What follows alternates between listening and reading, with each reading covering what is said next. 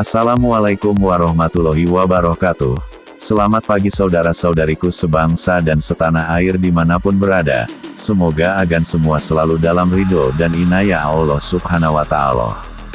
Tuhan Yang Maha Esa, kali ini saya akan berbagi materi dari Sarasehan Bela Negara di Era Digital, yang diselenggarakan beberapa waktu yang lalu, di salah satu universitas di Bojonegoro sana.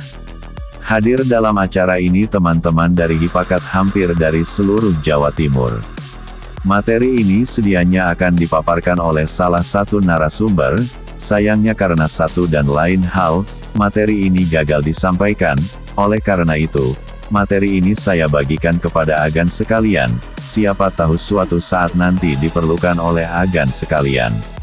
Seperti biasa sediakan dulu kopi Brazilionya Pak Mindi, dan jangan lupa makanan kecilnya, biar semakin asyik ya gan. Judul yang saya pilih bertajuk, Mempertahankan Tanah Air dengan Jari Jemari, di bawah tema Bela Negara di Era Digital.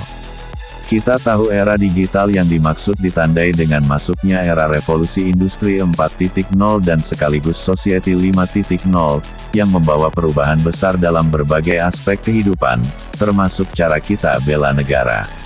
Ancaman di era digital tidak lagi hanya berbentuk fisik, tetapi juga digital.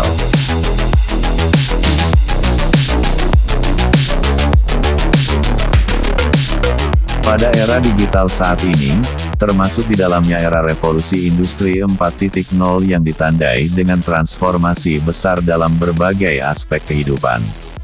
Teknologi digital seperti kecerdasan buatan, robotika, dan Internet of Things (IoT) telah mengubah cara kita bekerja, berkomunikasi, dan berinteraksi. Disrupsi teknologi digital ini menghadirkan peluang dan tantangan baru bagi bangsa. Di satu sisi, teknologi digital dapat membantu meningkatkan efisiensi dan produktivitas dalam berbagai bidang. Contohnya, penggunaan teknologi digital dalam sektor pertanian dapat membantu meningkatkan hasil panen dan efisiensi produksi. Di sisi lain, disrupsi teknologi digital juga dapat menimbulkan berbagai risiko, seperti cybercrime, penipuan online, pencurian data, dan cyberbullying. Contohnya, cybercrime dapat merugikan finansial individu dan negara. Penyebaran hoaks dapat memicu polarisasi dan perpecahan di masyarakat yang ujung-ujungnya disintegrasi bangsa. Oleh karena itu, penting bagi kita untuk memahami dampak positif dan negatif dari disrupsi teknologi digital agar dapat memanfaatkannya secara optimal dan meminimalkan dampak negatifnya. Bela negara di era disrupsi teknologi digital ini sedikit bergeser, bukan lagi hanya tentang mengangkat senjata dan berperang di medan tempur saja, tetapi bela negara juga berarti menjaga bangsa dan negara dari bahaya ancaman negatif digital loh. Sebelum masuk lebih jauh ke dalam pembahasan ini, sebaiknya kita mengingat kembali apa itu bela negara.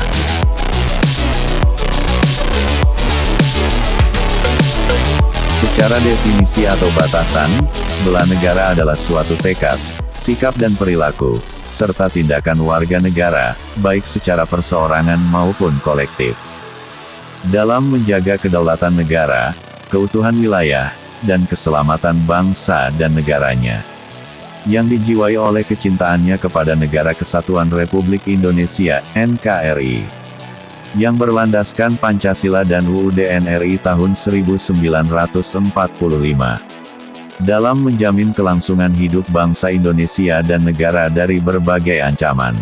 Yang bisa kita artikan bahwa bela negara adalah suatu kualitas pribadi setiap warga negara Indonesia dan pribadi seluruh warga negara Indonesia, yang didorong kuat oleh tekad dan sikap mentalnya, sehingga berperilaku menjaga negara, agar negara berdaulat atas wilayahnya, keutuhan dan kesatuan wilayahnya terjamin, keselamatan bangsa dan negaranya terjamin, atau terjaga. Tentu karena cintanya terhadap NKRI. NKRI yang benar-benar dijiwai Pancasila dan berlandaskan UUD NRI tahun 1945. Yang tujuan akhirnya adalah bangsa Indonesia terbebas dari semua bentuk ancaman.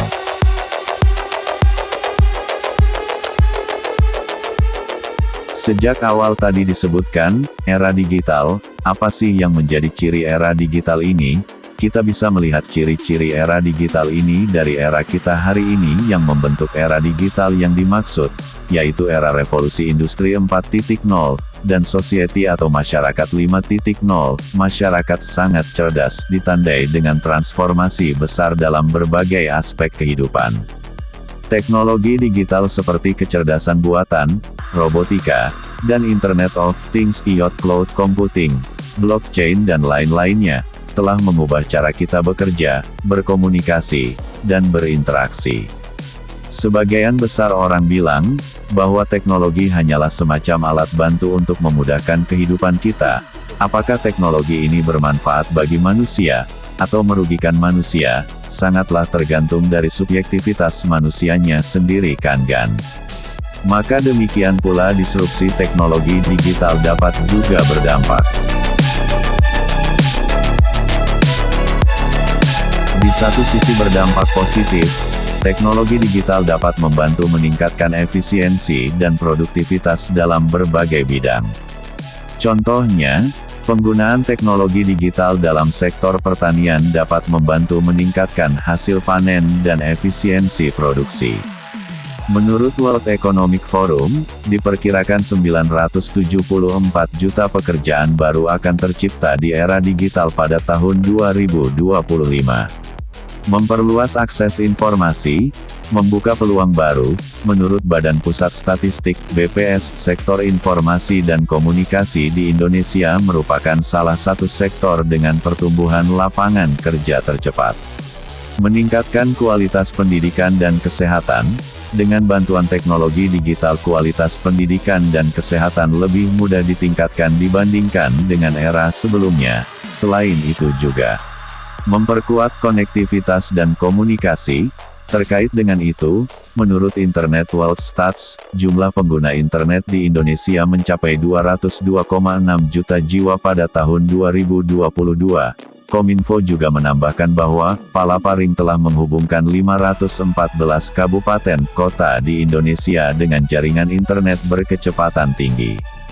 Di sisi lain, disrupsi teknologi digital juga dapat menimbulkan berbagai risiko, seperti cybercrime, penipuan online, pencurian data, dan cyberbullying. Contohnya, cybercrime dapat merugikan individu dan negara secara finansial. Penyebaran hoaks dapat memicu polarisasi dan perpecahan di masyarakat. Oleh karena itu, penting bagi kita untuk memahami dampak positif dan negatif dari disrupsi teknologi digital agar dapat memanfaatkannya secara optimal dan meminimalkan dampak negatifnya. Bela negara di era disrupsi teknologi digital bukan lagi hanya tentang mengangkat senjata dan berperang di medan tempur. Di era digital, bela negara juga berarti menjaga ruang digital tetap bersih, damai, dan bermartabat. Ini adalah tanggung jawab semua warga negara, tanpa terkecuali. Kemudian bagaimana mewujudkan bela negara di era digital sekarang ini?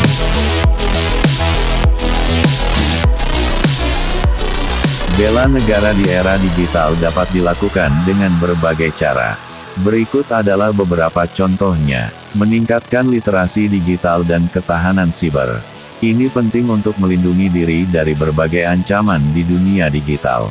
Selain itu, Kominfo mengatakan bahwa literasi digital masyarakat Indonesia masih rendah, dengan skor indeks 3,47 dari 5 pada tahun 2022. Merujuk pada data Pusmanas, kasus cybercrime di Indonesia meningkat dari 20.025 kasus pada tahun 2020 menjadi 32.941 kasus pada tahun 2021.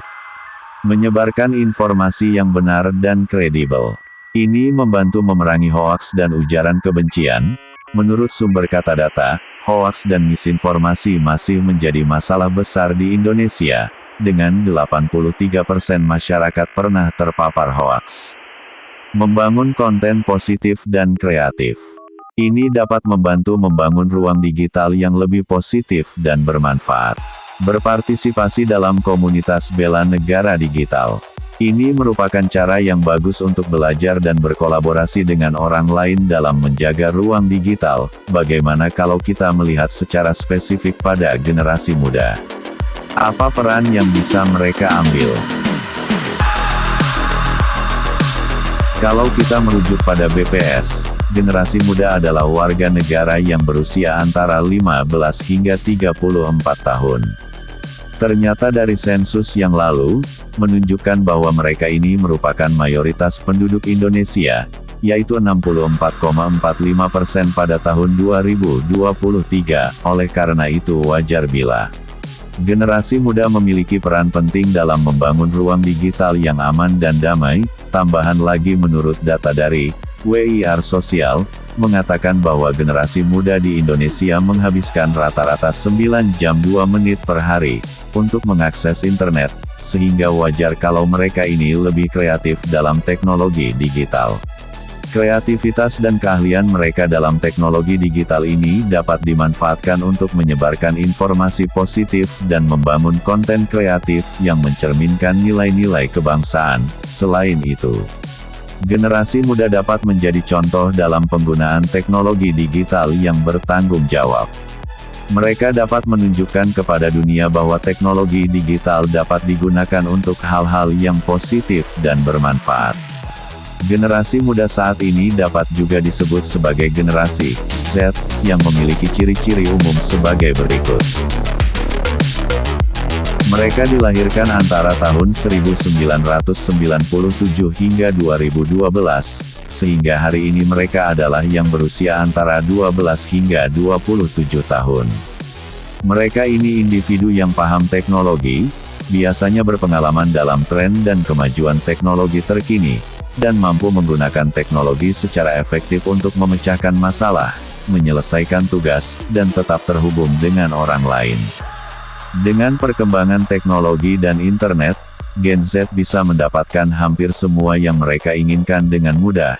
Informasi apapun itu, mereka bisa dapatkan semua melalui gawai yang selalu melekat pada diri mereka.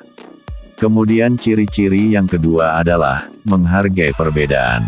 Generasi Z menjunjung tinggi toleransi, pluralisme, dan keadilan. Mereka percaya bahwa semua orang adalah sama, dan berhak diperlakukan dengan adil. Luar biasa kan Gan? Kemudian, ciri-ciri yang ketiga, rawan depresi. Generasi Z cenderung membandingkan diri, update, dan sangat bergantung kepada jejaring sosial, atau lingkungan sosial.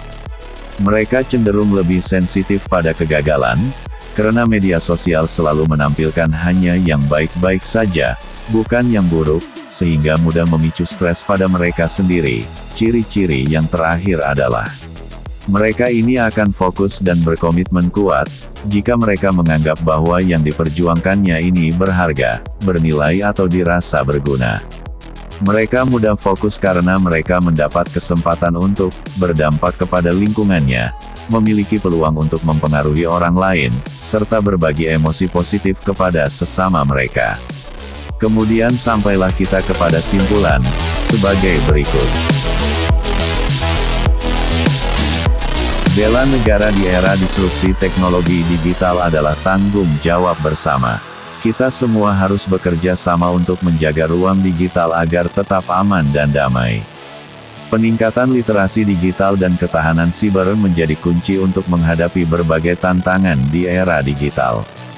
Generasi muda memiliki peran penting dalam membangun ruang digital yang aman dan damai. Kreativitas dan keahlian mereka dalam teknologi digital dapat dimanfaatkan untuk menyebarkan informasi positif dan membangun konten kreatif yang mencerminkan nilai-nilai kebangsaan. Mari kita bersama-sama bela negara di era disrupsi teknologi digital, dengan meningkatkan literasi digital, menangkal hoaks dan ujaran kebencian, membangun konten positif, dan memperkuat ketahanan siber. Demi masa depan bangsa yang lebih baik.